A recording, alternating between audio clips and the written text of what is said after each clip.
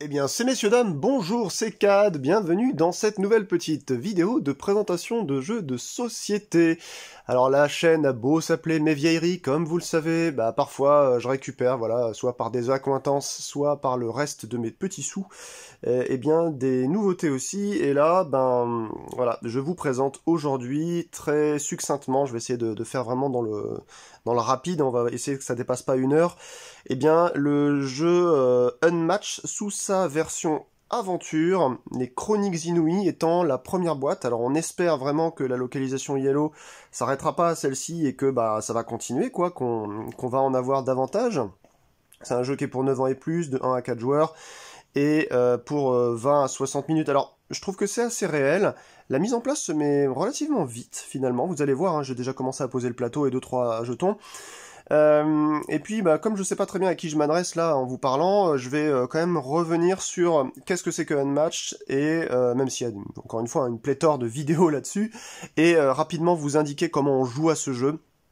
Parce que sincèrement, ça s'apprend en 5 minutes. Hein. Donc c'est un jeu de cartes. Il y a beaucoup de personnes qui... là, je pense à mon pote Ludo, de Ludi World. Il y a beaucoup de personnes qui pensent que ce jeu est un jeu de figurines. Tout simplement parce qu'on a des petits bonhommes qui se baladent en fait sur des cases. Mais en réalité...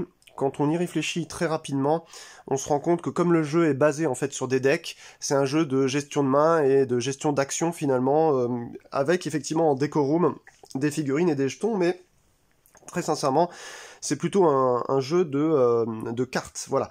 Alors, la boîte, c'est de la folie furieuse. Cette nouvelle version qui est donc jouable en solo, puisque comme vous le savez, toutes et tous, je suis un joueur solo sur cette chaîne, et dans ma vie, la boîte, elle est pleine comme un œuf, sincèrement. Hein. Donc là, on a le marqueur pour l'envahisseur martien, qui est le deuxième boss, mais on a le premier boss qu'on va faire aujourd'hui, à savoir celui-ci, qui s'appelle donc Mothman, je crois, ou l'homme papillon. Vous avez des emplacements à peu près pour tout, je sleeve tout rentre, il y a des encarts en dessous qui sont qui sont thermoformés pour le type de personnage. Par exemple là je vais jouer Nikola Tesla, et dedans vous avez les bobines que vous pouvez ranger ici par exemple. Donc vraiment, encore une fois, hein, c'est perfect pour tout ça. Regardez là, le boss il se range ici comme un petit jouet, c'est vraiment très mignon. L'envahisseur martien, il a son pied qui est en dessous, juste là, pour le faire tenir. Donc, non, c'est bien pensé,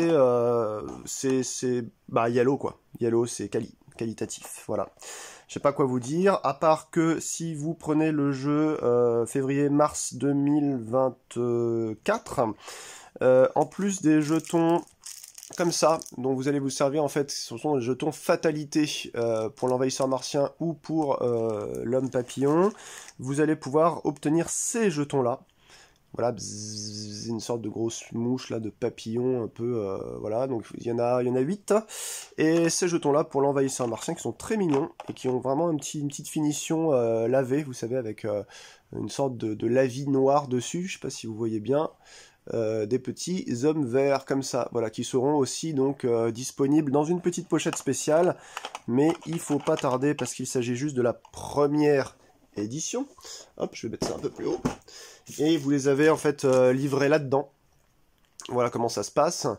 Et vous avez en plus de ça un petit sticker qui vous indique que au niveau de la première édition, on va vous offrir une pochette comme ça, c'est marqué sur la pochette extérieure, carte foil exclusive spéciale première édition, donc ne tardez pas si vous aimez. Vous allez remplacer en fait les 4 cartes qu'il y a là-dedans, qui sont 4 cartes qui font partie donc des 4 decks, des 4 personnages, parce que oui, vous avez donc 4 personnages, et vous allez pouvoir les avoir en version foil, je vais vous en montrer une tout à l'heure.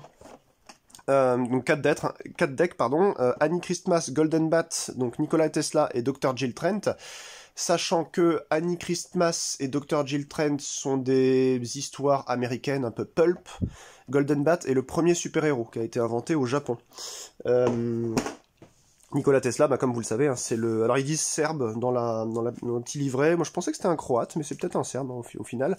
Donc vous avez voilà tout son deck, je vais vous montrer la carte foil pour vous montrer à quoi ça ressemble. Le travail sur la foil est pas mal. C'est pas du sélectif, mais c'est du ondulé, je sais pas trop comment on appelle ça, je sais pas si c'est celle-là, si ça doit être celle-là. Ah vous allez peut-être pas voir si un petit peu, regardez. Je sais pas si c'est vraiment du sélectif, je sais pas. Dites-moi hein, si vous y connaissez mieux que moi en foil, mais... L'effet est vraiment trop cool. Je vois d'ici déjà les gros collectionneurs fans d'Unmatch qui vont devoir s'acheter 4 fois la boîte pour en avoir 4 dans leur, dans leur jeu. C'est de la folie. D'ailleurs, le prix, est, je crois, est assez classique. Pour une boîte aussi bien remplie, avec du fun comme ça, vous en aurez pour 45 balles, je crois, à tout casser. Vous avez dedans 3 livrets, donc je vais mettre celui-là de côté pour l'instant. Le premier, bah, c'est le livret d'Unmatched de base, hein, que vous avez dans les 3 précédentes boîtes de base, ainsi que dans les 2 petites ou 3 petites extensions qui sont sorties avec. Il me manque la boîte de base 3, moi je crois. Et puis la toute petite avec Houdini, mais sinon, vous voyez, vous avez les Alice au Pays des Merveilles, vous avez Arthur ici, donc c'est-à-dire sur la première boîte notamment. C'est le premier livret qui n'a pas changé. Vous avez quelques règles spécifiques. Alors c'est pas vraiment des règles spécifiques, c'est ils vous disent un peu qu'est-ce qui appartient à qui dans la boîte, et voilà les spécificités de chaque perso. J'ai pas tout essayé en ce moment, pour l'instant j'ai fait que deux parties, je les ai gagnées. Alors, j'ai déjà entendu il y a pas longtemps sur le web des personnes dire ouais c'est trop simple. Et effectivement, je pense qu'il y a... Alors, c'est un parti pris, c'est pas grave de dire ça, attendez je vais décaler ça comme ça, voilà. C'est pas grave de dire ça, c'est un parti pris, et pour équilibrer tout ça, pour le rendre un petit peu plus piquant le jeu, vous avez les cartes événements stupéfiants, que voici, il y en a une quinzaine je crois, 3, 4, 5, 6, 7, 8, 9, 10, 11, 12. Ce qu'on va faire pour ma première partie hors carte événement, je vais en prendre une, vous pouvez en prendre de 1 à 3, au hasard. Ça vous impose une règle supplémentaire pour corser un petit peu la difficulté du scénario. Il y a des événements qui peuvent être relativement peu impactants, d'autres qui sont quand même très très violents. On va en prendre une. Et puis on va faire une petite partie de démo avec tout ça. En même temps, je vais expliquer les règles qui seront valables aussi pour le mode de jeu compétitif, c'est-à-dire dans les précédentes boîtes d'Unmatch que vous pourrez utiliser. Donc je rappelle que les précédentes boîtes d'Unmatch ne peuvent pas se jouer autrement que soit à 2, soit à 4, ou éventuellement à 3. Si vous jouez, s'il y a une personne en équipe qui va jouer 2 personnages par exemple, mais là c'est tout bénef quoi. Moi j'attendais vraiment que ce jeu puisse être décliné en solo et c'est ce qu'ils ont fait, donc merci beaucoup, c'est super. Merci à Rob Davio, hein, je crois que c'est le créateur original de ceci. Hop, je reprends ma bobine. Donc, alors, j'ai choisi ce plateau-là, donc il y a l'autre envahisseur martien, je vous le montrerai si on a le temps en fin de partie, c'est juste que vous retournez le plateau. On va faire un tirage au sort pour récupérer mon sbire, et puis je vais vous expliquer un petit peu à quoi tout ça va rimer. On a un marqueur menace qui arrive sur la case 1 en haut ici, on mélange les ponts, qui sont les petites cartes comme ça, et quand vous êtes donc contre l'envahisseur, contre l'homme papillon sur le Point Pleasant, bah, vous en mettez aléatoirement du pont 1 jusqu'au pont 4, donc pont 1 ici, pont 2, pont 3, pont 4. Vous récupérez sur les petites cartes de ce format-là la carte correspondante donc au super vilain, parce qu'on est vraiment dans un univers pulp, correspondant donc au boss. Donc ici ça va bien être l'homme papillon, hein, super vilain, l'homme papillon. Vous prenez aussi votre carte premier joueur, enfin carte joueur 1. Si j'étais avec une autre personne autour de la table, je prendrais aussi la carte joueur 2. Si on était à 3, je prendrais aussi la carte joueur 3. Vous faites une pile avec ça, et donc vous allez rajouter aussi un nombre de sbires égal au nombre de joueurs sur la table. Donc les sbires, ce sont ces petits jetons là, hop là, voilà, ils sont au nombre de 6, on va les mélanger, et je vais en prendre un au hasard, qui sera celui-ci. Pitié, pas tarantula. Ah, ça va être le gorille des marais, quoi, le skunk ape. Alors, le skunk ape, on va récupérer donc son paquet qui est dedans. Donc il n'y a pas tout le temps le même nombre de cartes, ça va de 8 à 6, enfin de 6 à 8. Donc là, vous regardez à l'arrière, c'est marqué un tarantula, si on était tombé sur ce monstre-là, le blob. Voilà, le gorille des marais, je crois qu'il doit avoir que 6 cartes. 1, 2, 3, 4, 5, 6. Donc on va prendre le gorille des marais, on va le poser. Toutes les autres, donc ça c'est l'autre boss, l'envahisseur martien. Et c'est les autres... ici que vous voyez, les autres sbires. On va écarter tout ça, on va pas y jouer avec. Alors, j'ai oublié une chose, c'est qu'il va falloir quand même que je récupère la carte initiative correspondante, et hop là, au sbire que j'ai récupéré, quand même, faut pas oublier. Donc je vous rappelle, hein, le boss, vous, si vous jouez en solo, et puis là, je prends donc le skunk ape, qui se trouve être le gorille des marais, ici. Donc je le mets là. Volontairement, je vais prendre une carte... quelconque là du super vilain, l'envahisseur martien. Normalement vous ne la mettez pas, mais je vais vous expliquer pourquoi je la prends. Je faisais ça aussi sur un autre jeu que j'aime énormément, que vous connaissez peut-être, qui s'appelle Aeon's End, hop là, sur lequel en fait ce jeu-là a été un petit peu calqué au niveau de la gestion des tours. Voilà. Alors, comment on installe le jeu? Vous avez le deck de l'homme papillon, là, si vous jouez celui-ci à prendre, vous placez l'homme papillon sur, je vous montre un peu la figurine de plus près, vous placez l'homme papillon sur la case numéro 5, donc il va être au centre, pile poil ici, c'est marqué 5. On va révéler bientôt notre... Ah bah ça y est, en fait j'avais même pas vu, mais je l'ai révélé. Ils sont enracinés sur le sol, les effets des joueurs ne peuvent pas forcer un ennemi à quitter sa case, donc là je pourrais bouger personne. Hop, on va le mettre là-haut, ça faut pas que j'oublie, voilà. Vous mélangez les deux decks, donc le deck du nombre de sbires que vous avez pris, rapport au fait que vous soyez par exemple 1 au niveau de la table, vous avez que 1 sbire, donc là je mélange 1 sbire, je vais le poser à côté là.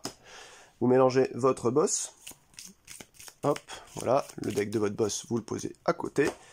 Vous prenez votre carte de référence de votre joueur, celui que vous allez jouer là en l'occurrence c'est Nikola Tesla qui a un déplacement de 2 et qui peut tirer à distance avec 14 points de santé, vous le mettez à côté, hop. Ça, c'est 2 bobines. Il y en a une. On commence la partie en fait avec Nikola Tesla avec une bobine chargée. En fait, vous avez un côté chargé, un côté déchargé. Donc, moi, je vais commencer avec.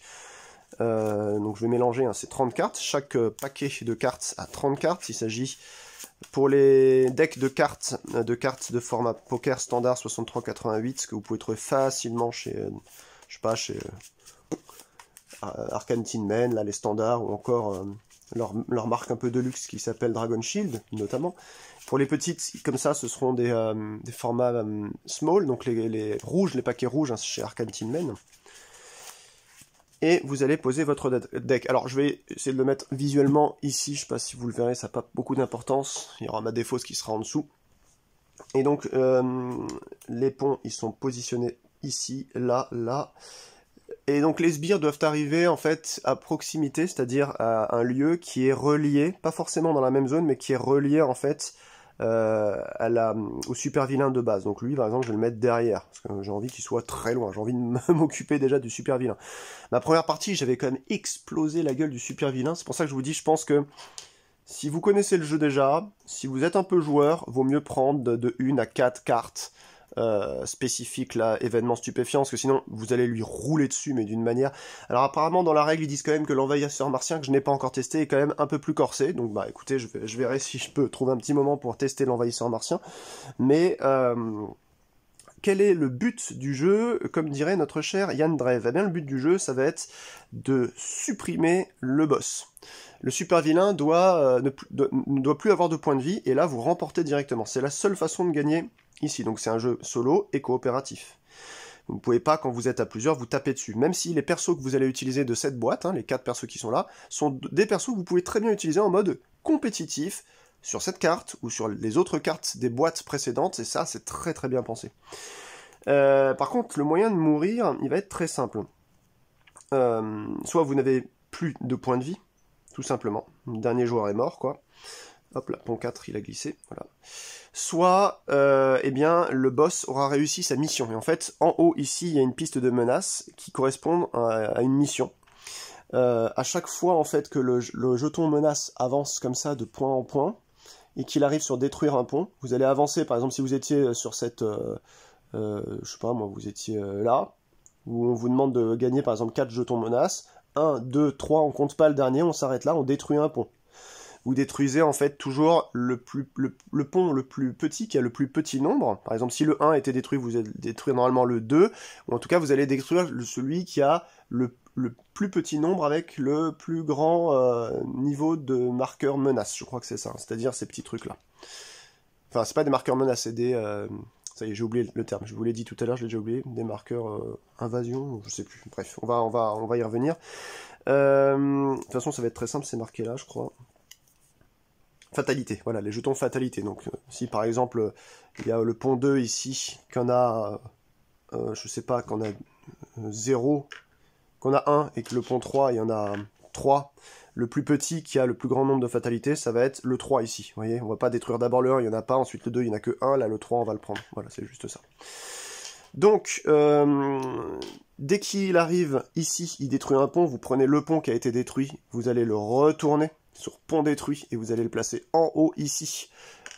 Et vous allez suivre de gauche à droite eh bien, les deux différents effets qu'il faut faire. Par exemple là, placer l'homme papillon sur une case adjacente au héros dont la santé est le plus faible, et chaque joueur défausse une carte. Ensuite, on va la laisser ici. Le deuxième pont qui sera détruit, parce que la piste en fait de menace sera revenue ici. On va faire la même chose, on va prendre le pont, on va le mettre à côté, donc cette fois-ci ce sera chaque joueur défausse une carte et l'homme papillon regagne un point de vie pour chaque joueur encore en jeu, etc. etc. Et au 4e pont, bam, victoire de l'homme papillon. Donc c'est indiqué en gros, vous pouvez pas vous tromper.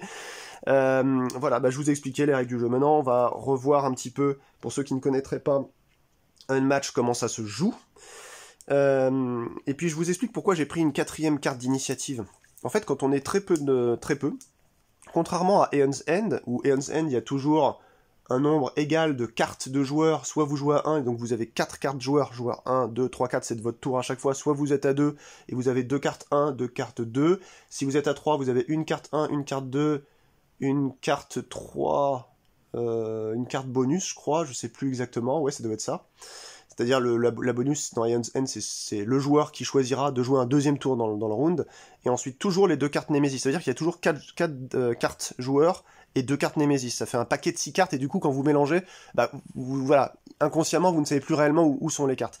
Mais quand vous jouez à 1 dans ce jeu-là, vous n'avez que vous, le boss, et un seul sbire. En l'occurrence, ici, on a pris donc le sbire Gorille des Marais. Et en fait, je sais pas si ça vous arrive, mais moi, quand je mélange, et j'ai vu par exemple la carte qui était au-dessus, par exemple la Gorille des Marais, je mélange et je sais déjà, là, je sais exactement elle est où dans ma main en fait. C'est un peu le jeu du Bonto, sauf que j'arrive à savoir où est-ce qu'elle est. Donc pour essayer de flouter un peu tout ça, j'en mets une 4e qui n'a aucune espèce d'importance. Et quand elle va sortir, on n'utilisera pas en fait le pouvoir, parce que c'est l'envahisseur martien que j'ai pris. J'aurais pu prendre n'importe quelle autre carte, même de n'importe quel autre paquet, voilà, on s'en fiche. Mais c'est juste pour avoir plus de... Voilà, ça me permet d'oublier plus facilement la place dans laquelle je suis en fait dans cette ligne. Je sais pas si vous m'avez compris. N'hésitez pas à me poser la question en commentaire en dessous si jamais vous voyez pas à quoi ça correspond.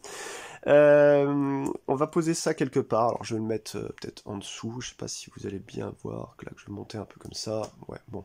Je vous dirai à chaque fois ce que c'est. Là-haut, il y a des jetons dont on ne va pas se servir, je les avais sortis au cas où en fait, mais il y a le blob qui balance en fait des espèces de bains d'acide qui vous fait 1 dégât quand vous passez dessus, sur la case, et là, arrêtez votre déplacement, c'est Tarantula en fait, dès que vous marchez sur ça, ça vous arrête, mais il n'y a pas que ça, c'est que vous avez des cartes Tarantula qui disent, bonjour, l'action de Tarantula, ça va être que si jamais elle attaque ou elle défend depuis une carte, depuis une case où il y a justement un jeton toile d'araignée, on compte pas votre carte à vous. Donc en fait, vous vous faites mais lyncher, quoi. Donc c'est super fort. Alors, je vais parler un petit peu maintenant du jeu. Moi, j'ai choisi la position numéro 1. Après, il y a aussi d'autres positions. Par exemple, la position numéro 2, elle est là, en bas. La position numéro 3 et la position numéro 4. C'est des coins, en fait. Donc, dès que vous jouez à plusieurs, vous voyez, c'est très simple à regarder. Pour ceux qui ne connaîtraient pas, en fait, le jeu, Unmatched, c'est un jeu qui se joue donc à armes inégales. C'est ça qui est assez marrant. Chaque deck est complètement unique et donc a sa propre façon de jouer et de gagner quelque part. Alors j'ai vu sur Google déjà des gens qui s'étaient amusés à faire des quantités astronomiques de listing et de tier list carrément des persos, sachant qu'en VO il y a carrément des persos de Jurassic Park, de Buffy, de Marvel et tout, c'est aller très très loin. En VF on n'aura pas tous ces persos là, mais on en a déjà une bonne quinzaine. Entre Dracula, l'homme invisible, Méduse, etc., etc. C'est Sinbad le marin et les autres, Alice au pays des merveilles, et en fait ça vous fait déjà des persos qui sont quand même un tiers plus élevé que certains autres. Et ça se sent un peu. Il y a un deck très difficile dans le premier jeu, notamment c'est Sinbad, lui il gagne des bonus selon le nombre de cartes qu'il a, alors de cases qu'il a voyagé je crois, et en fait il va piocher davantage, sauf que dans ce jeu là, quand vous videz votre paquet vous ne mourrez pas directement, mais par contre à chaque fois que vous devez piocher une carte, qu'on vous impose d'en piocher une, ou que vous fassiez une action de manœuvre, ce qui vous impose d'abord de piocher une carte avant de bouger vos personnages, eh bien vous êtes obligé donc de piocher, et en fait là vous prenez 2 points de vie en moins pour chaque carte que vous ne pouvez pas piocher. Donc en fait Sinbad, comme son deck descend très vite, rapidement dans la partie il va devoir se prendre des malus sur malus sur malus, et en fait il va crever facilement. Donc vous voyez, il y a des persos qui sont peut-être un peu moins bien équilibrés, un peu moins bien pensés, et d'autres qui sont beaucoup plus simples, qui tirent à distance, etc. etc. Donc comment ça se joue? Je vais commencer la partie, et ensuite ce sera... non, je vais pas commencer la partie, excusez-moi. C'est ça qui va nous déterminer qui va commencer la partie. On va tirer une carte, on va savoir qui va jouer. Est-ce que c'est moi, joueur 1? Est-ce que c'est l'homme papillon? Est-ce que c'est le gorille qui est ici? Etc., etc. Et après, en fin de tour, quand on aura passé toutes les cartes d'initiative, on sera sur une fin de round, et on va regarder les effets de fin de tour, finalement, qui vont se passer. Par exemple, lui va dire, on va monter le niveau de menace, lui, je ne sais pas, je l'ai pas encore essayé, etc., etc. Le tour de jeu se déroule comme ça. Quand c'est à votre tour, donc ça c'est que vous, ce sera valable aussi pour la version compétitive du jeu, vous allez faire 2 actions. Vous pouvez faire la même, vous pouvez faire 2 actions différentes. Si vous faites une action de manœuvre, vous allez obligatoirement piocher une carte, c'est ce que je vous disais, et ensuite vous allez pouvoir déplacer vos combattants, ça c'est souvent un truc quand on joue pas pendant longtemps qu'on oublie. Parfois, là j'ai un perso qui est Nikola Tesla, mais en fait vous avez des personnages qui viennent avec des petites aides, c'est pas des sbires, mais ils appellent ça des acolytes. Donc vous placez les acolytes au début de partie, à côté de vous, reliés à votre personnage. Et en fait, quand vous faites une action de mouvement, vous allez bouger de toute votre armée au maximum du mouvement de votre personnage. Par exemple, lui, il a 2 de déplacement, c'est-à-dire qu'il peut se déplacer jusqu'à 2 cases de loin, mais s'il était avec un acolyte, un acolyte, partout sur le board, aurait pu aussi se bouger de 2. Voilà. Donc ça vous fait piocher une carte et ensuite donc bouger vos persos. Si vous défaussez une carte de votre main, sachant qu'on commence avec 5 cartes, vous allez pouvoir... alors je vais vous montrer ça avec un autre deck, parce que j'ai déjà mélangé. Vous allez pouvoir, si vous défaussez une carte de votre main, par exemple je défausse celle-ci, en faisant mon action de manœuvre, bouger d'un maximum de 3 en plus, de 3 cartes en plus, de 3 cases en plus, pardon. Ça, c'est ce qu'on appelle la valeur de boost d'une carte. C'est ce que vous voyez sur le bord ici. Donc ça, c'est très intéressant pour vous sortir de situations inextricables. Le boost peut aussi servir pour plein d'autres choses. Il y a des persos qui peuvent aussi utiliser ces valeurs-là en combat pour booster leur attaque ou leur défense, etc. Mais ça, c'est spécifié pour chaque carte. Sinon, vous jouez une carte jaune avec un petit éclair en haut qui s'appelle les cartes stratagèmes. Ça vous dit, bah faites ça. Il se passe ça, etc., etc. Donc ça c'est très simple, il suffit de suivre juste ce que la carte a d'indiqué. Ensuite vous avez l'attaque, donc vous jouez une carte avec en haut à gauche une petite étoile rouge comme ça, ou alors une étoile rouge en violet avec un petit bouclier à côté. Ça ce sont des cartes qui fonctionnent pour leur valeur et en attaque et en défense. Voilà, vous la jouez face cachée, le joueur adverse décide s'il se défend ou pas. S'il se défend pas, il n'a pas besoin d'en mettre, mais par contre vous allez lui infliger la plupart du temps toute l'attaque qu'il y a là. Si vous avez attaqué à 4, il se prend 4 points de vie. Si vous avez mis une attaque à 4 et que lui il révèle une défense à 2 avec sa carte, ça fait 4-2, il prend 2 points de vie. Vous avez compris, c'est assez simple. Vous ne pouvez pas utiliser des cartes en attaque qui n'auraient qu'un petit bouclier bleu. Les cartes bouclier bleu ne servent qu'à justement donner de la défense à votre personnage pour avaler un petit peu... tout ça, et puis c'est un rappel en dessous, mais vous pouvez conserver en fin de tour que cette carte dans votre main.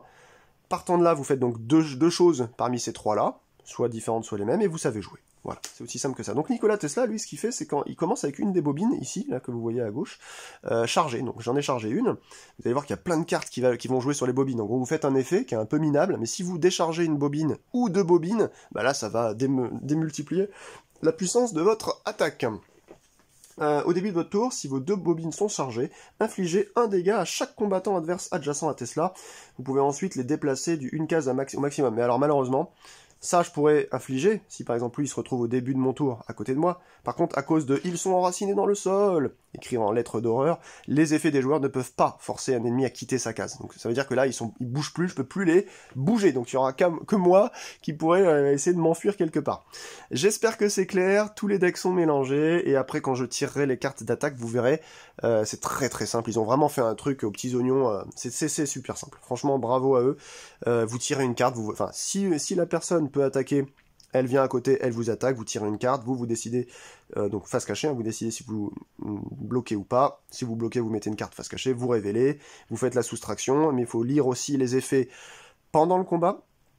Enfin d'abord immédiatement, qui apparaissent sur les cartes immédiatement en commençant par le joueur attaquant, ensuite le joueur défenseur, ensuite les cartes pendant le combat, pour essayer de booster éventuellement des attaques ou des défenses, et ensuite eh bien les cartes après le combat. Généralement ça vous permet de bouger ou de bouger l'adversaire, mais là je ne pourrais pas bouger l'adversaire. J'ai oublié de vous dire aussi que le boss commence avec un nombre de points de vie égal à 10 fois le nombre de joueurs autour de la table, donc en l'occurrence l'homme papillon commence à 10. Petit bémol quand même, j'ai envie de le dire, là vous voyez ça circule un peu vite. Petit bémol sur les compteurs, s'il vous plaît Yellow, faites quelque chose. Moi je suis obligé de prendre une pince, vous savez un outil là, les pinces pour serrer en fait les rivets, parce que au pouce c'est impossible de les bouger, donc vous essayez de appuyer comme un taré, et vous avez la petite roue qui tourne comme si c'était la roue de la fortune. Donc là déjà c'est moyen, suite gauche ça va, c'est un peu plus dur, mais là on est obligé de prendre un outil quoi pour pincer les rivets tellement c'est dur, donc je comprends pas. Il y a d'autres jeux que j'ai eu où c'était plus simple que ça, je dois mal me démerder, je sais pas, bref. En tout cas, il a 10 points de vie, et on va commencer, donc je vais tirer l'initiative en bas, vous n'allez pas le voir à chaque fois, mais je vais les mettre les unes après les autres, et on commence avec joueur 1. Donc c'est moi, joueur 1, hop, je vais le mettre ici. Et donc je vais prendre ma main de 5 cartes, je sais plus si j'ai mélangé, je vais remélanger, sait-on jamais. Voilà, je vais prendre ma main de 5 cartes, 1, 2, 3, 4, 5... Et puis je vais voir un petit peu ce qu'on va pouvoir jouer. Alors quand vous le voyez un petit peu en haut, là on a des grosses attaques et des grosses défenses. Il n'y a pas de carte stratagème. Voilà, j'ai balancé un scud. Comment ça se fait que j'ai fait ça donc il n'y a pas de carte stratagème, disais-je à l'instant. C'est pas grave, je crois que Nikola Tesla doit même pas en avoir, je sais même plus. Et on a donc des cartes rouges attaque et des cartes défense et attaque qui sont violettes. Celle-ci s'appelle Hertz, c'est 7 Hertz, donc elle a un boost de 3, et après le combat, ça fait une attaque à 4, et après le combat, je peux décharger la bobine pour regagner une action, sachant que de base on a 2 actions, je vous rappelle, où je décharge 2 bobines pour piocher une carte, en plus d'avoir gagné une action. Je crois que c'est ça, hein, gagner une action et piocher également une carte, ouais, c'est ça. En fait, ça vous rajoute un effet, là c'est le courant alternatif, qui 5 d'attaque quand même, qui est pas mal, qui vous fait en fait charger vos 2 bobines. Wow, ça c'est très bien. Décharger 2 bobines pour que Tesla regagne 2 points de vie. Ok. Et à chaque fin de tour, en fait, on regagne eh bien, une bobine chargée, quoi. Donc là, on peut décharger des bobines. Pour une bobine déchargée, donc en attaque 3 ou en défense 3, hein, annuler les effets de la carte de votre adversaire, qui peut être très bien. Ignorer également la valeur de sa carte. Donc ça, c'est violent. Etc. Donc le Tesla est vraiment très cool. Je vous présenterai rapidement les autres persos à la fin. Très succinctement, je les ai juste lus, je les ai pas joués. Il y en a une, la Annie Christmas, là, qui a l'air d'être vraiment violente, mais très très dangereuse à jouer, parce qu'en fait, elle essaye de baisser ses points de vie au maximum pour arriver à 1, et ensuite elle est moitié invulnérable, et puis elle a de la force décuplée. Mais il y a des fois où, si vous n'arrivez pas à ne pas lui faire annuler les dégâts quand elle a un point de vie, bah vous pouvez clamser, quoi. Il y a, vraiment, c'est une très bonne boîte, hein. Même pour le jeu compétitif, je conseille vraiment. Bref, alors je vais jouer. J'ai 2 actions. Bah écoutez, je vais commencer à lui rentrer dans le lard, hein. Pourquoi patienter? Je vais prendre mon attaque à 5, mais d'abord je vais devoir donc piocher une carte. Ah bah voilà, je vous parlais des cartes stratagèmes, et je crois qu'il en a que 2 comme ça. C'est marqué en bas de toute façon, hein, comme d'habitude, le nombre de cartes de chaque type. Déplacer tous les combattants adverses de 2 cases au maximum, ça je pourrais pas le faire malheureusement, et gagner une action. Ça, vous voyez, par exemple, à part l'utiliser pour sa valeur de boost, ça ne me servira pas. Parce que si je prends une action pour en regagner une, comme l'effet de déplacement, je peux plus le faire à cause de cette carte-là, bah c'est une carte un peu morte, quoi. Donc ça, c'était mon début de mon action manœuvre. Je suis obligé de piocher une carte. Le reste, bah, c'est très simple, c'est que je vais bouger. Je vais bouger. Donc, je vous avais remarqué, hein, pour ceux qui ne connaissent pas le jeu, il y a des zones de couleurs. C'est très simple. Nikola Tesla, lui, il a la faculté en fait de combat à distance, c'est-à-dire que toutes ses attaques, il peut les faire à distance, à 2. Par contre, si vous n'avez pas la capacité attaque à distance, qui est juste le logo bleu ici, distance, si c'est marqué mêlée, vous êtes obligé de vous mettre à côté d'une case d'un adversaire pour pouvoir utiliser vos cartes d'attaque. Voilà, voilà. Donc il va faire 1, 2. Ensuite, ma deuxième action, vu que je suis sur la zone et bleu foncé et bleu clair, ah non, attendez, c'est pas bon ce que j'ai fait là. Qu'est-ce que je voulais faire? Ah, je peux même pas le toucher d'ici. Oh, je suis trop bête. Qu'est-ce que j'ai fait comme connerie? Ah non, c'est juste que je peux... Ah si, bah regardez ce que je vais faire. Je vais booster ça avec cette carte-là. Donc je vais défausser cette carte pour me rajouter 3, sa valeur de boost en mouvement. Donc j'avais fait 1, 2, et ensuite j'ai encore 3. Je vais faire 3 ici. Donc là, je passe à côté d'un pont qui me dit, celui-ci, défausser une carte et déplacer un combattant de 3 cases au maximum. Je ne vais pas le faire parce que je n'ai pas le droit de déplacer... ah non, c'est un combattant. Ouais, c'est pareil. En fait, dès que vous passez à côté d'un pont, vous pouvez vous défausser d'une carte, et que vous fassiez ou non l'effet, en fait... Enfin, que vous défaussiez ou non la carte... excusez-moi, il faut défausser une carte pour faire l'effet, voilà. Donc c'est marqué dessus, par exemple celui-là, c'est révéler les 2 premières cartes d'un deck ennemi, défaussez-en une. Donc là, j'ai pas envie de défausser une carte, donc je ne fais pas, j'arrête à côté de lui, donc c'était ma première action de mouvement. Ensuite, je vais jouer un 5 d'attaque, donc je l'attaque. Lui, eh ben, c'est le boss, il va prendre une carte homme papillon, et puis il va essayer de se défendre. On va regarder. Ah bah là, c'est supercherie. Donc grâce à ça, il va juste remélanger cette carte-là avec sa pile de défausse, donc il n'y en avait pas dans son deck. Et en fait, vous avez une carte par boss et par sbire aussi, je crois, de supercherie, qui fait qu'en gros, c'est 0 attaque, 0 défense. Donc c'est une chance inouïe. Donc là, ça veut dire que je fais 5 d'attaque, moins 0. Supercherie, je suis allé rapidement, je sais pas si vous l'avez vu, elle avait 0 de défense, donc il prend 5 dans la gueule. Donc vous voyez, il avait 10 points de vie, bah il arrive déjà à 5. Donc c'est pour ça que je vous dis, il faut jouer avec... pourquoi je fais ça là? Attendez. 0... Voilà, 0, 5. Il faut jouer avec des cartes de restriction, hein, sinon c'est un peu trop light. Deuxième joueur sera eh ben l'homme papillon. Donc lui, en fait, il y a marqué maintenant l'homme papillon joue un tour, déplacement 3. Et ensuite, ça, c'est un effet de fin de tour qu'il fera à la fin quand on aura fini toutes les cartes initiatives. Donc là, il va faire coucou, bonjour. Donc il va m'attaquer. Il n'a pas besoin de se déplacer parce qu'il est déjà de base. Si j'étais plus loin, il avancerait de 3 pour aller vers moi, il s'arrêterait devant moi pour me taper. Et si, par exemple, j'étais encore plus loin, si j'étais là, par exemple, et qu'il ne peut pas se déplacer, par exemple, à plus de 3, eh ben, en gros, ce qu'il fait, c'est qu'il avance le marqueur menace de une case. Voilà ce qu'il fait, en fait, quand il ne peut pas vous atteindre. Donc, là, il m'attaque. Il va me sortir cette carte-là.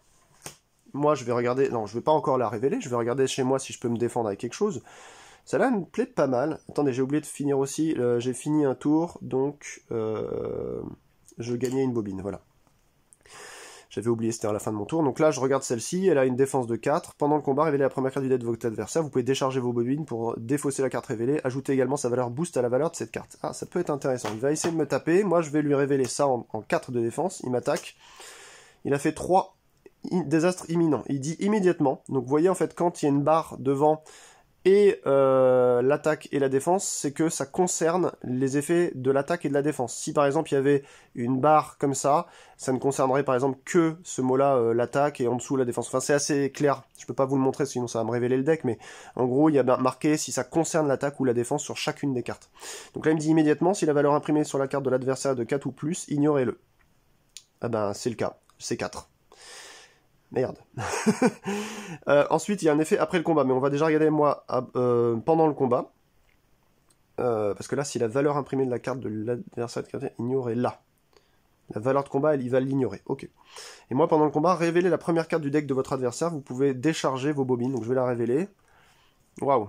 4 et 3 de défense pour une terreur innommable. Je peux la défausser. Si je défausse, donc si je baisse d'une bobine, et si je baisse 2 de bobines, j'ajoute également la valeur boost de cette carte. De la valeur de cette carte. Ah ouais, c'est cool. Eh ben écoutez, ça va être très simple. Je vais défausser mes 2 bobines, ça va me sauver la vie, vous allez voir. 1, 2. Donc je défausse la carte révélée déjà, je défausse ça, je vais la mettre dans sa défausse. Mais en plus de ça, je vais ajouter également la valeur de boost, donc c'est ça, hein, c'est le 4, à la valeur de ma carte. Donc ma carte était ignorée, en fait elle était tombée à 0. Ça veut dire qu'il allait me faire 3 points de vie dans la gueule. Donc là je défausse ça à côté. Et ma carte remonte à 4, parce que maintenant c'est un 4 fictif, issu de cette valeur boost. C'est plus une carte de valeur imprimée. Donc j'ai gagné un plus 4. Donc 3 moins 4, bah, il me fait un dommage négatif. Donc il ne me tape pas. Donc c'est déjà ça. Si j'ai bien saisi ce que j'ai fait, je ne vous dis pas de bêtises, ça doit être ça. Ensuite, il a fini, il a fait son action. L'homme joue un tour là. Ensuite on prend ça là. Alors vous savez, c'est la carte que c'est pour du beurre, donc on ne la joue pas, hein. C'est juste pour bien mélanger. Ensuite, on a le gorille des marais. Alors, qu'est-ce qu'il fait? Il va jouer un tour, il va se déplacer de 3. Donc, eux, ils peuvent passer à travers... Les ennemis peuvent passer à travers les ennemis, mais jamais finir leur déplacement sur une case où il y a un ennemi. Ni vous, d'ailleurs. Vous et vos alliés ou vos acolytes, c'est pareil, mais vous ne pouvez pas non plus passer sur des cases ennemies. Voilà, c'est bloqué, quoi. Donc, lui, il va faire très simple. Hein. Il va se mettre le plus proche de moi. 1, 2, 3. Voilà. Ou 1, 2, très simplement, et il va m'attaquer. Et à la fin du tour, il infligera aux combattants adverses adjacents au gorille des marais autant de dégâts que le niveau actuel de menace. Ouf, ça va, j'ai que 1. Alors lui, il peut taper très fort. Hein. Si 2 combattants ou plus lui sont adjacents, les joueurs choisissent qui s'applique l'effet. D'accord, il tape qu'une personne. Donc là, il va me taper. Je prends sa carte. Il a l'air d'être pénible, hein. Il a l'air de taper vraiment très, très, très costaud. Bon, vous savez quoi, je vais même pas défendre. Quoique. Si, il faudrait que je charge quand même une bobine, ce serait pas mal. Je vais défendre avec 2. Donc lui, il va taper fort, j'imagine. Morsure bestiale, waouh. Alors, pendant le combat, c'est lui qu'on va regarder en premier, il a pendant le combat. Si le combattant adverse est un acolyte, c'est pas le cas. Moi, c'est juste mon personnage de base, mon héros, quoi. La valeur de cette carte est de 5 à la place. Donc, il tape plus fort les petits jetons, en fait, acolytes qui peuvent venir avec certains persos. Moi, j'ai l'induction cinétique, après le combat, charger une bobine. Si vous avez remporté le combat, chargez 2. Alors là, on peut pas remporter le combat dans le sens où je n'ai pas attaqué. Moi, j'ai utilisé ma carte en défense. Du coup, il fait 2 moins 2 égale 0. Donc là, j'ai de la chance, je n'ai pas pris de dommages. Je défausse la carte du gorille. Et alors, on n'a pas fini vraiment le tour. Hop, excusez-moi, il faut qu'on avance maintenant le marqueur d'autant de cases, donc de gauche à droite. Hein. On lit les effets. de fin de tour. On va avancer le marqueur d'autant de cases du nombre de jetons de fatalité se trouvant sur le pont de plus faible numéro plus 1. Il n'y a pas de jeton de fatalité, donc 0 plus 1, donc on avance de 1 le jeton de menace. Ensuite, ici, on a le gorille, infligé aux combattants adjacents eh bien, un nombre, autant de menaces que les dégâts du niveau actuel de menace, donc en fait je vais prendre 2. Parce que là, le niveau de menace c'est sur cette case-là, donc je prends 2 dégâts, j'étais à 14, et le gorille me fait en fin de tour les 12. Enfin, je suis à 2, donc je suis à 12. On remélange toutes ces cartes-là, et on a fini un tour complet, moi j'appelle ça plutôt une sorte de manche. Et on va relancer, donc vous comprenez pourquoi j'ai pris une carte de plus, hein. Même 2 cartes de plus aurait été bien, parce que dans la tête je sais exactement où sont les cartes, donc là je me force à parler pour meubler, et un peu oublier pour ne pas, voilà, essayer de... Donc là je sais plus vraiment où et où. Allez, première carte qui va jouer, ah bah c'est encore moi, joueur 1, je sais pas si vous l'avez vu, hop, il est là. Donc là, bah, j'ai plus beaucoup de cartes dans la main, ça commence à m'embêter un peu, j'ai les 2 monstres devant moi, je vais faire... j'ai qu'une seule bobine en plus. Au début de votre tour, si les 2 bobines sont chargées, je pourrais infliger ouais, automatiquement des dégâts. Je vais faire une action de manœuvre, je vais donc piocher et me déplacer. Non, j'ai pas forcément envie de me déplacer. En revanche, je pourrais tenter ça. Je vais faire une action d'attaque contre... Alors le gorille, si je le supprime... Ah oui, d'ailleurs, j'ai oublié, excusez-moi. J'ai oublié. Le gorille, lui aussi, vient avec son petit cadran. Et il est dans la boîte, comme je vous l'avais montré tout à l'heure. Hop là. Voilà, le gorille, il est là, puis il vient au maximum de 10. Donc s'il arrive à 0, bah, on retire sa carte du deck initiative, on vire son deck, enfin on le laisse de côté, et on ne joue plus qu'avec l'autre. Donc là, pour l'instant, je vais mettre le gorille pas loin, pour pas l'oublier. Donc je l'attaque, bon on s'en fout du gorille, hein. Vas-y, on va attaquer directement l'homme papillon. Donc lui il va se défendre, il va prendre sa carte de défense. Systématiquement il tire une carte de défense, hein, de toute façon. Ah, bah supercherie, 2 fois déjà depuis le début, vous avez vu, donc ça a une valeur de boost de 3, mais en fait lorsque cette carte est placée dans la défausse, on récupère la défausse, donc dans la défausse pour rappel il y avait ces 2 cartes là, et on va tout remélanger, mais donc là il a 0 et 0, donc je lui colle 4. Bah j'ai de la chance, hein. Ça fait 2 attaques que je lui mets, et 2 attaques qu'il peut pas parer. Donc vous voyez, c'est... Le jeu, bon, c'est... Faut voir après, hein. Mais là, c'est juste que j'ai de la chance. C'est juste ça. Il y a quand même une carte sur 10, quoi. Donc là, je lui ai collé 4, et on va... bah, il est à 1 point de vie, hein, maintenant. Bon an, mal an. Clac, il est à 0,1. 1 point de vie. Qui va jouer après? Eh ben, c'est lui. Il va m'attaquer. Ça part à la défausse. Donc il m'attaque, il prend sa carte d'attaque, il la met là. Il me demande si je redéfends... Ben, oui, d'ailleurs, attendez, ma carte d'attaque... Attendez, j'ai même pas fini, moi, je l'ai attaqué une fois. Non, il va pas attaquer encore. Attendez, j'ai pas fini mon tour, j'ai 2 actions à faire. Est-ce que je dépense une bobine pour gagner une action? Non, j'ai pas envie. Deuxième action. Bah, je vais me refaire une main, donc je vais repiocher. Contre, ça peut faire mal après.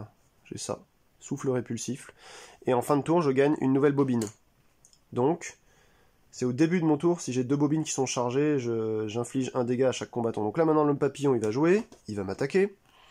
Moi, je ne vais pas choisir de défendre. Ah, il me colle 4. Et après le combat, infliger un dégât à chaque combattant adverse adjacent. Pour chaque combattant ainsi blessé, ajouter un jeton fatalité au pont le plus faible numéro. Donc là, le jeton, je prends un petit jeton fatalité comme ça, je le mets sur le pont 1, qui est juste derrière lui, là, vous le voyez pas bien. Et il me colle quand même ces 4. Donc là, j'aurais mieux fait de essayer 1, 2, 3, 4, je suis à 8. Donc ça fait bobo quand même. Ensuite, le dernier, bah, ça va être inévitablement, donc pas l'envahisseur martien, mais ce gorille qui va m'attaquer. Le gorille m'attaque, il prend une carte. Je commence à avoir peur du gorille, hein. J'ai l'impression qu'il va taper fort lui. Je vais essayer de bloquer à 3, on sait jamais.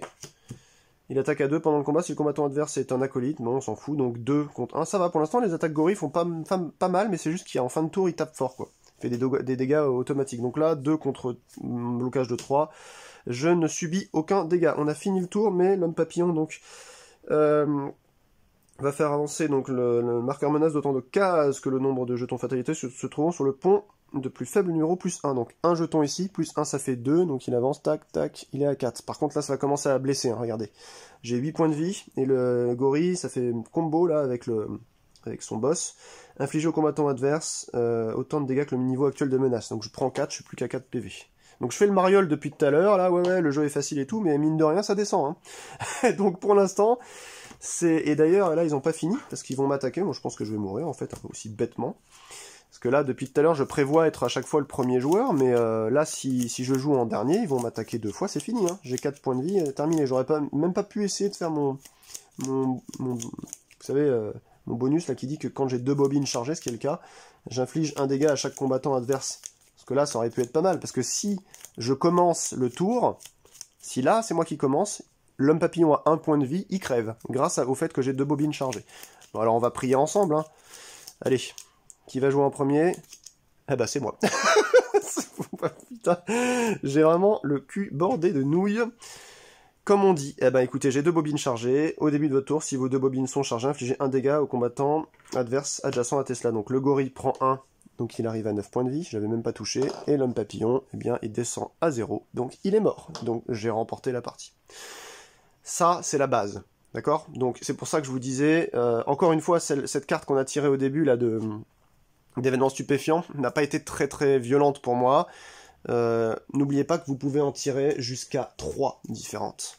Voilà, vous pouvez en mettre 3 au hasard, et on aurait pu en ajouter d'autres, voilà, éventuellement pour corser encore le jeu. Je pense que c'est vraiment important de jouer avec ces trucs-là, parce que sinon, vous allez rouler facilement sur le mob. Lui, il va jouer une fois tous les 36 du mois, même s'il a plein de points de vie.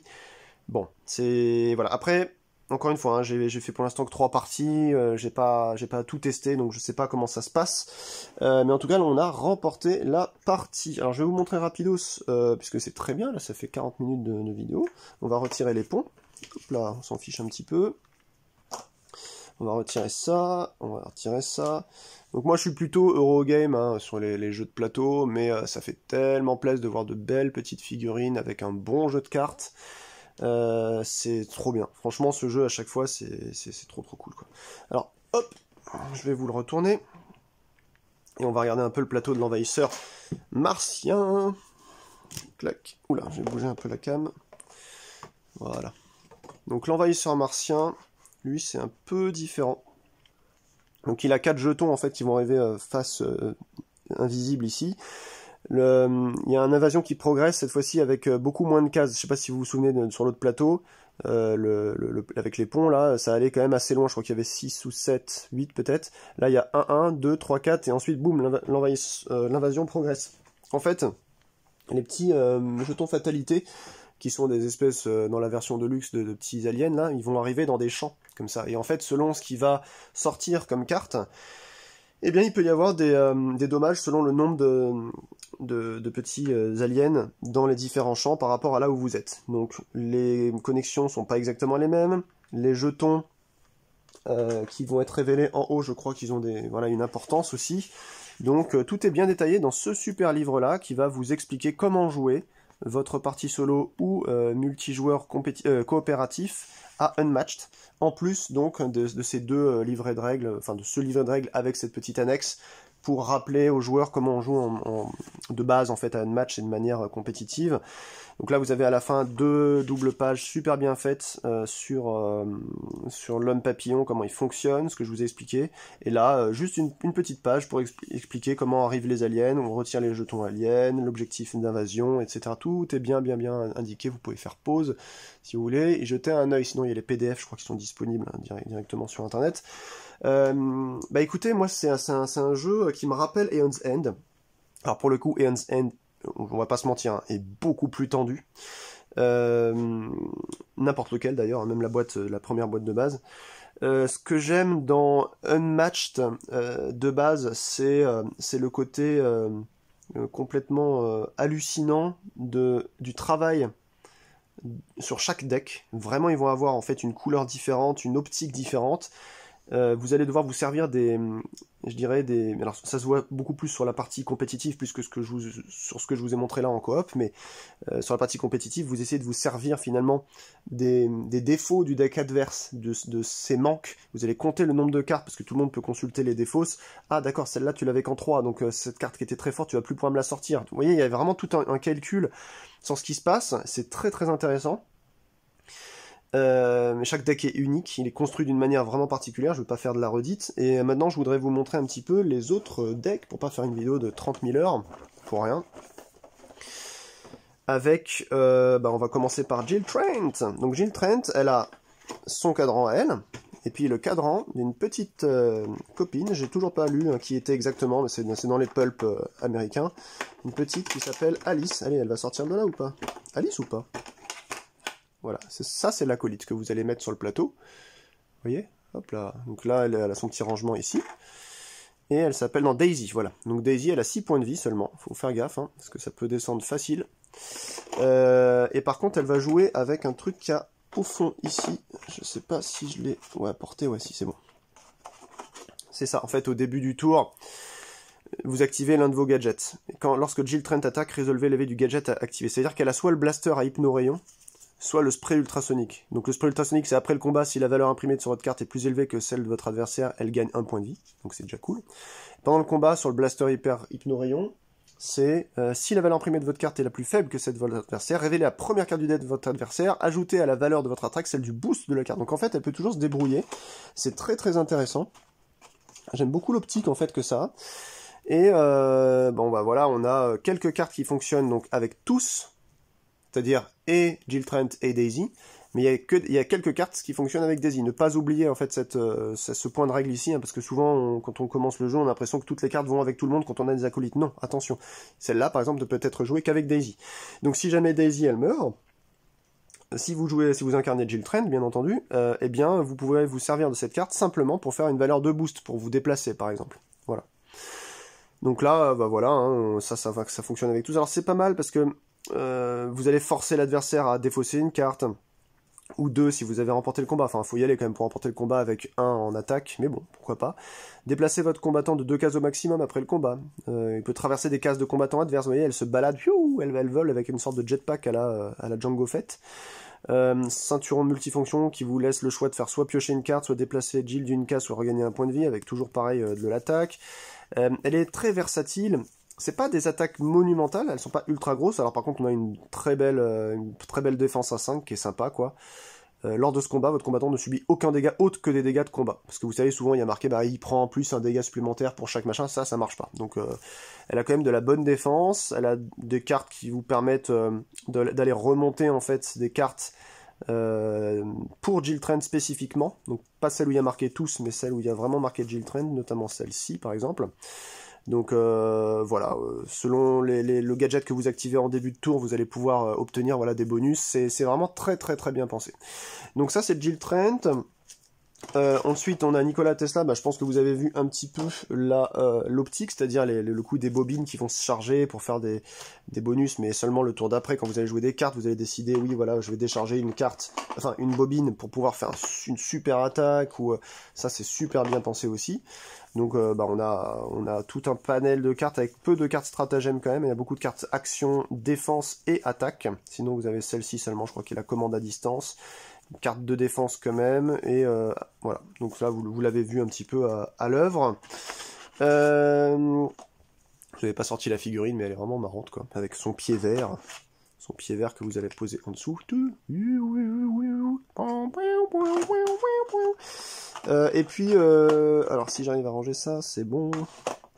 Et puis on va voir, alors Golden Bat, moi ça m'a surpris, j'ai appris avec ce jeu que c'était le premier super-héros, donc lui il n'a que...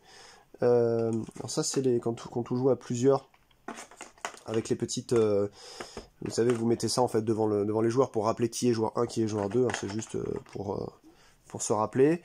Il a pas mal de points de vie, il a 18 points de vie, notre cher Golden Bat, mais en fait il est gentil, c'est juste qu'il a une tête effroyable, hein, tête de mort là comme ça pour faire peur aux méchants. Et lui, bon, il a 3 de déplacement, donc il va super vite, c'est sympa. Et enfin super vite, on va dire c'est dans la moyenne, et sachant que très rapide, je crois que c'est 4, il doit y avoir 1 ou 2 persos qui ont ça, il y a 2 qui est le standard faible, 1 j'ai jamais vu. Si vous n'avez pas effectué d'action de manœuvre, c'est-à-dire, vous savez, je suis obligé de piocher une carte et ensuite je peux bouger jusqu'à 3, et ben on gagne plus 2 à la valeur d'attaque, donc lui il est très très bien quand vous avez envie d'attaquer, vous avez vu les monstres ils essayent de fondre sur vous, donc c'est vraiment très cool.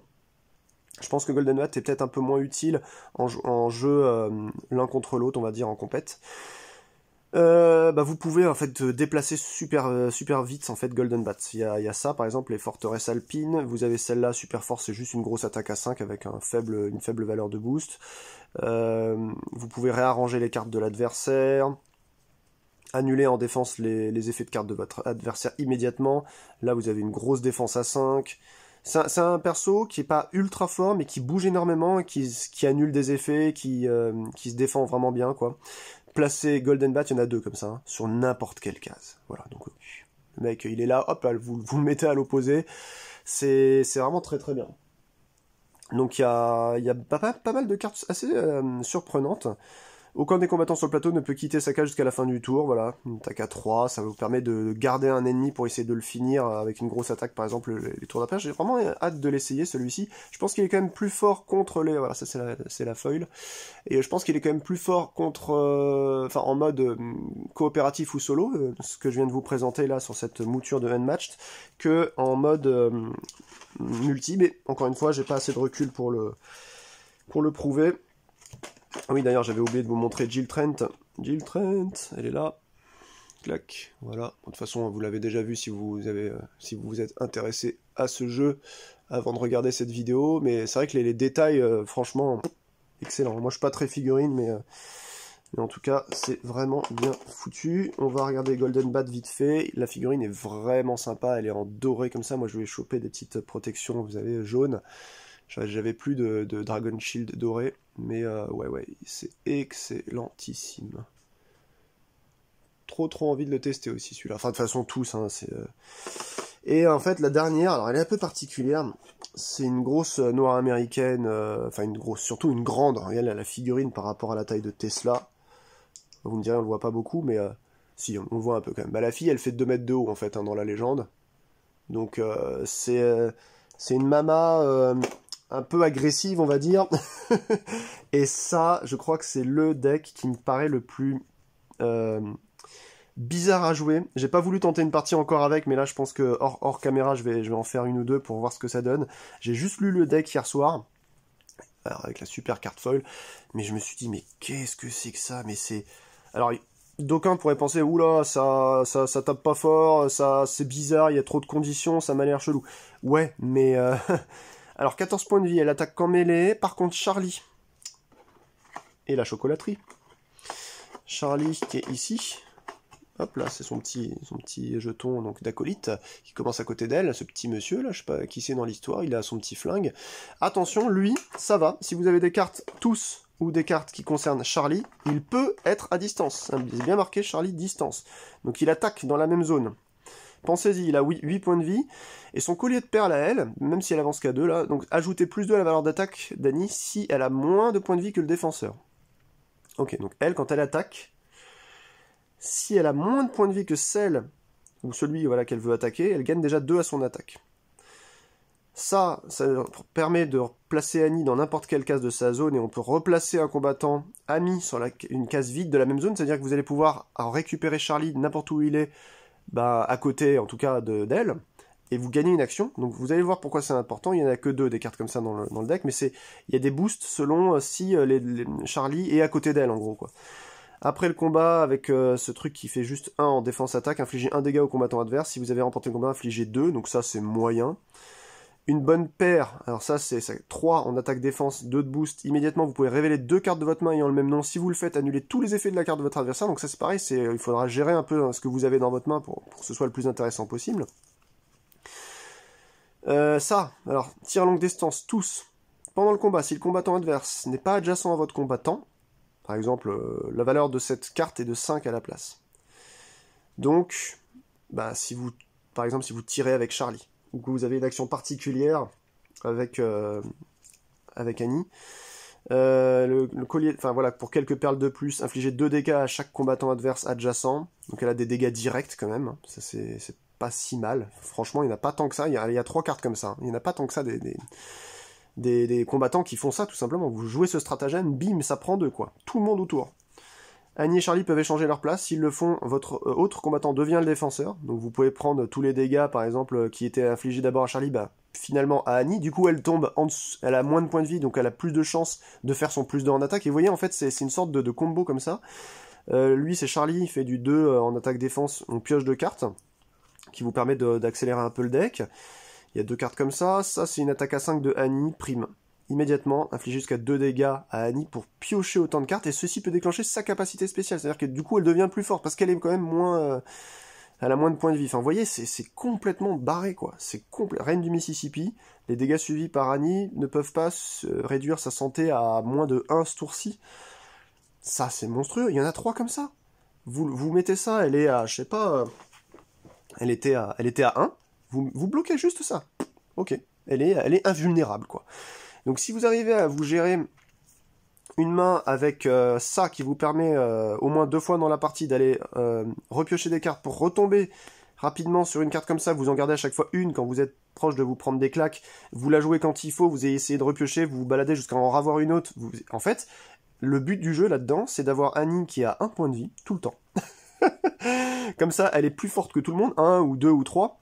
Elle est plus forte que tout le monde, enfin elle est elle est moins équipée en points de vie, donc elle a des points de vie plus faibles que tout le monde, et du coup elle a son plus 2. C'est-à-dire que ses plus grosses attaques à 5, c'est déjà de l'attaque à 7 de base. Voilà. Et immédiatement elle fait jusqu'à 2 dégâts à Annie pour piocher, ouais, en fait, voilà, c'est une sorte de combo, elle baisse en points de vie, elle gagne en force, elle baisse en points de vie, elle gagne en force.